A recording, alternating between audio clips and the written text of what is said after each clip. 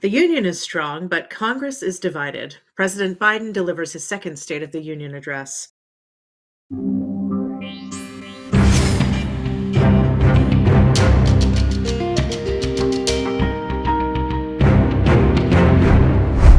Welcome to Advocate Today. I'm Tracy E. Gilchrist. President Biden says the State of the Union is strong, addressing Congress for his second State of the Union address and laying out his roadmap for the next 2 years. Many see the address as a preview to Biden's potential re-election campaign. One major goal for the Biden administration is to get Republican lawmakers to work with Democrats. I think the people sent us a clear message. Fighting for the sake of fighting, power for the sake of power, conflict for the sake of conflict gets us nowhere. That's always been my vision of our country, and I know it's many of yours. To restore the soul of this nation, to rebuild the backbone of America, America's middle class, and to unite the country.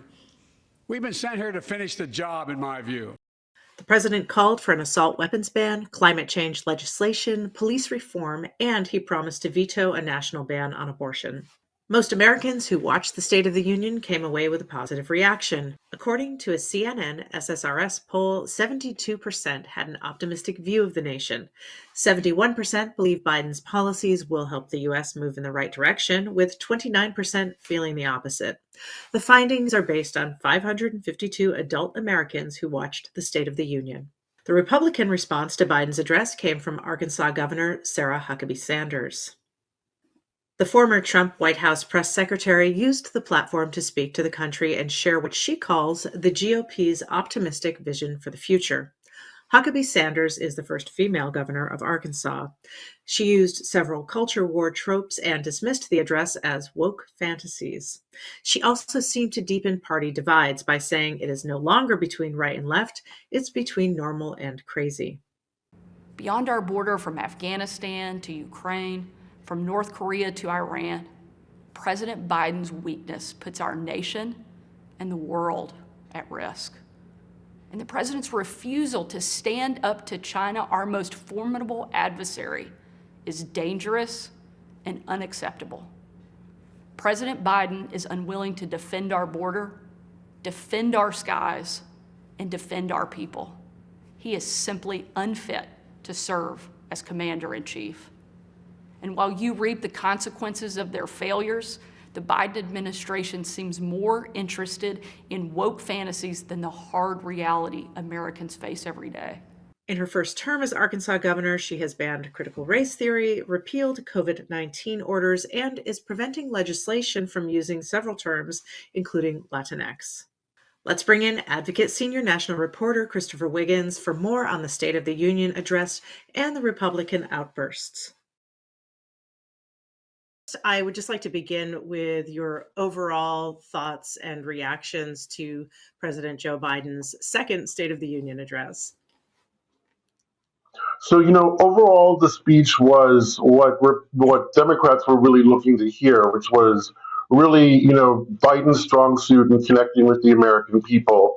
It was an overwhelmingly positive, aspirational speech. It was a speech that drew on and highlighted many of his accomplishments, which the White House has had a difficult time selling to the American people over the course of the year. So, all in all, it was a really great tone. It was also one of the most combative, if not the most combative, State of the Union addresses in U.S. history, because Republicans, although they had been counseled by their new speaker not to, went ahead and made several outbursts during the speech, which were notable.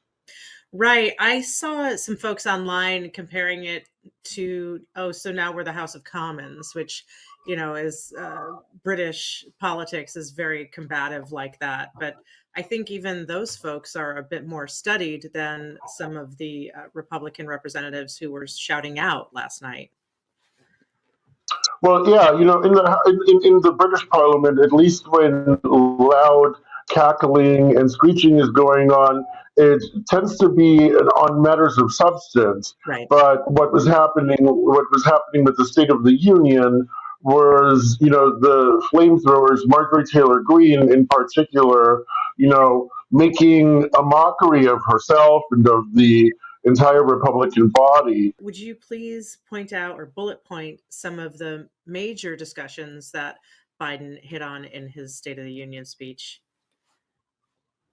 So Biden addressed obviously the Inflation Reduction Act and other measures that the Democrats and Republicans, the bipartisan group, actually were able to pass with the president signing them. In fact, he went ahead and referenced the fact that 300 bills had been signed into law by him, and then he pointed out specifically the Violence Against Women Act and the Electoral Reform Count Act, and the Respect for Marriage Act was one of the highlights that he spoke of as far as LGBTQ communities, which he made two references to over the course of the speech.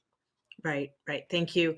And would you talk a little bit? I mentioned the guests, and there were several on hand who were very, pointedly there, and as part of an honor or to them to thank them for who they are as Americans. And would you talk a little bit about some of those folks?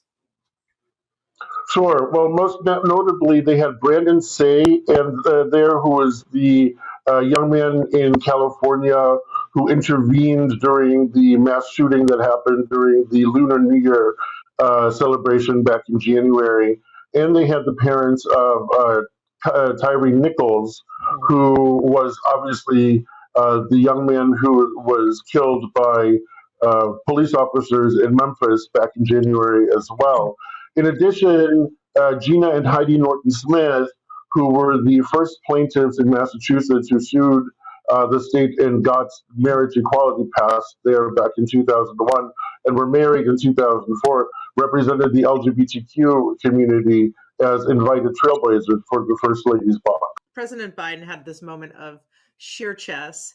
It will probably be discussed for decades to come, where he kind of twisted the hecklers into actually saying that they would support not removing Medicare and Social Security when it comes to cost spending or cost saving, rather.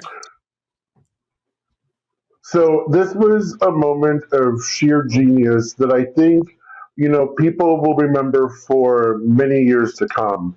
When confronted with the fact that Senator Rick Scott of Florida has proposed that programs like Social Security and Medicare would sunset, which means would end at some point.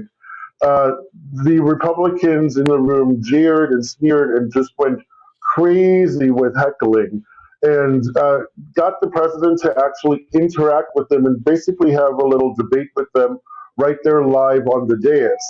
And eventually, he was able to, in some sort of way, with a brilliant and just deftness, get Republicans on board to agreeing to leave Medicare and Social Security alone when it comes to negotiating in the future. Which, of course, after the State of the Union, Connecticut Senator Chris Murphy said that, obviously this was not a realistic agreement, but that the picture certainly spoke more than a thousand words. Thank you so much to Christopher for stopping by. You can visit advocate.com for more State of the Union coverage.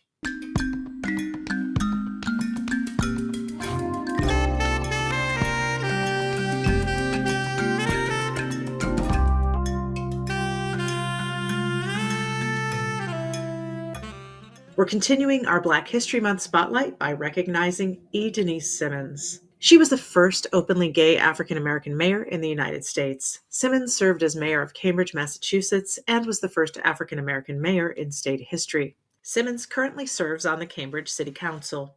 She's worked in the community for over 3 decades. Simmons is known for her inclusive leadership style.